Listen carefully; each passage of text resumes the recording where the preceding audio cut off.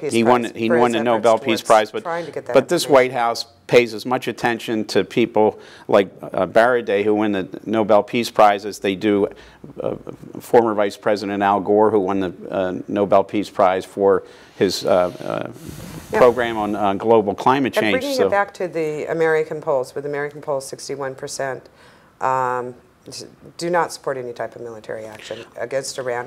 And yet, you recently reported on the B-52 bombers. Right. Could you explain just a little bit? Right. Well, back on August the 29th, a B-52 flew from Minot Air Force Base in North Dakota to Barksdale Air Force Base in Louisiana.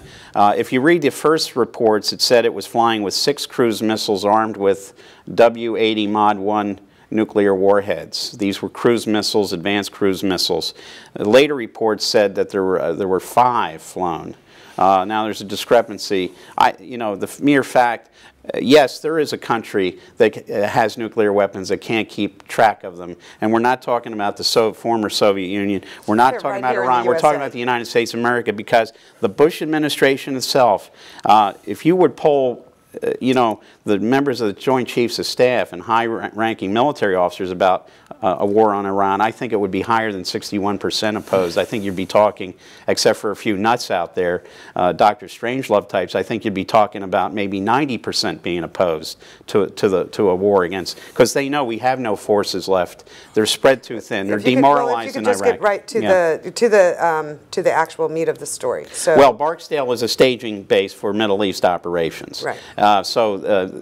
What I've been told by people in the military is there were high-ranking Air Force officers that stopped the transfer of the weapons to the Middle East. How high-ranking? We're talking about 3 stars and 4 stars. Generals. Generals. And not only that, but leaked the information to Air Force Times and the Military Times. Obviously, they were more comfortable going to newspapers that they know the reporters, and they know that they're going to protect the sources. So here we have indications that there is dissension. But the reports came back. They demoted a lot of people in this incident, some people, and basically said it was just a series of mistakes at every single level. Well, I caught the administration in the lie. The Air Force official report. Originally, they said that the warheads were dummy. Well, first of all, they said they were actual warheads. They were being transferred to Barksdale, Louisiana, to be disarmed. And then later in the report, the official report, they said, oh, the crews confused the dummy warheads with the actual warheads. Well, if that's true, you don't have to disarm a dummy warhead. So the first report, in other words, it's like everything else. There's a lot of conflict. And what I got, as always is with lies, as you summed it up, it appeared that there was people within the military actually, I think at the title you said revolt. That's right. That's right. They were trying to do a military strike. Thank God they finally have trumped this insanity from this administration.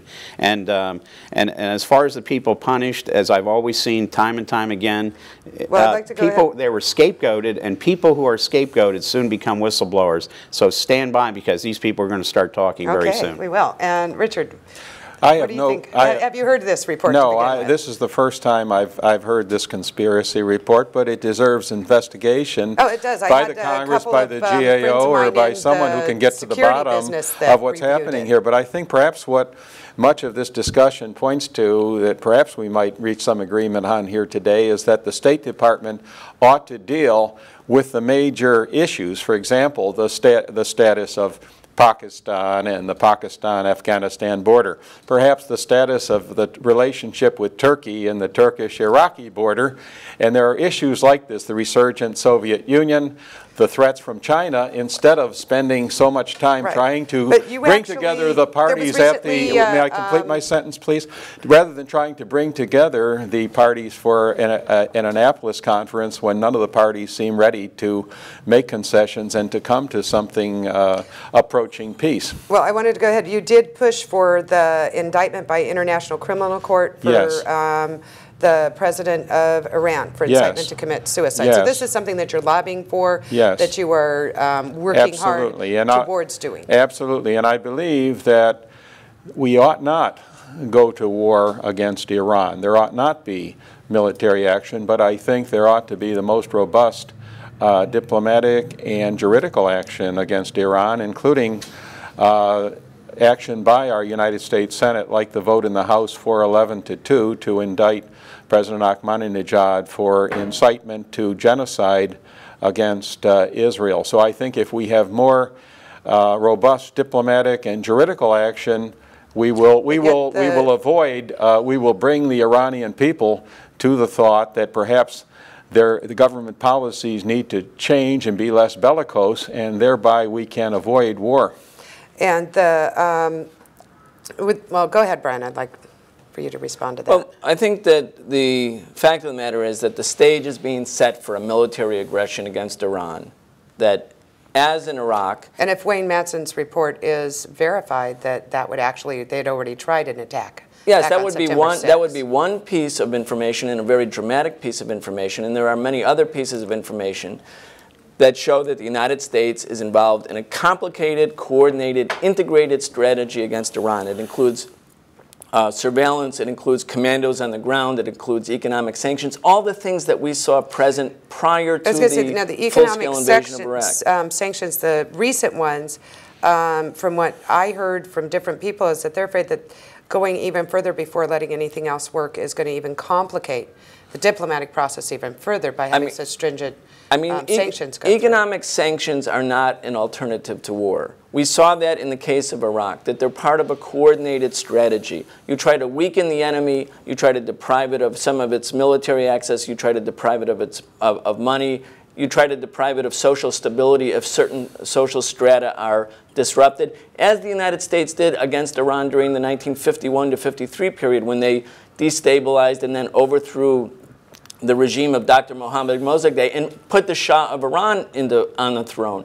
And, well, if we did this, if we went to war with Iran today, where do you think the American people would be on this? What do you think the reaction would be? I have a prediction. I think that the American people will rise up against the Bush administration should the Bush administration carry out any kind of overt military aggression against Iran. And I, in fact, think that that's the primary reason, that's the primary deterrent right now. Yes, the military is stretched thin. The U.S. Army is stretched thin. The infantry is stretched thin. But the U.S. Air Force can carry out military strikes against Iran, and some are planning to do so. And Cheney has already drawn up plans for that. And they've drawn up 1,200 different sites in Iran that would be targeted. But the fact of the matter is that the people of the United States will rise up. They will rise up and say to the Bush administration and to the world that this maniacal government, which is carrying out another act of aggression in our name in the Middle East, must do so with the knowledge that there will not be social peace in the streets of the United States. That's what I predict. And Wayne, same question.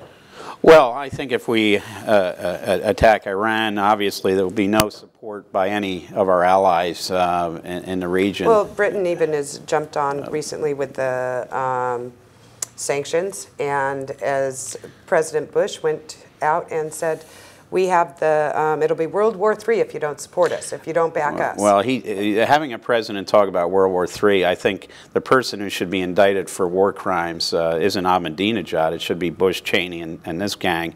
They've actually killed a lot of people. They've killed almost 800,000 civilians in Iraq. That is closely approached. I don't know where you draw a line on genocide, 500,000, 1 million, 6 million, but you know, when it gets to those numbers, I think you're talking genocide. And let's see Bush and Cheney. And where's the public going to be in this? The public, I agree, they won't be with this administration. And more importantly, the military, as we've already seen. They won't support it, but what will be their reaction? I mean, they're going to stand by and say, well, here's another war, and no, they won't stand by, and I think in this case it will be. Congress, or? Well, you know, the Congress.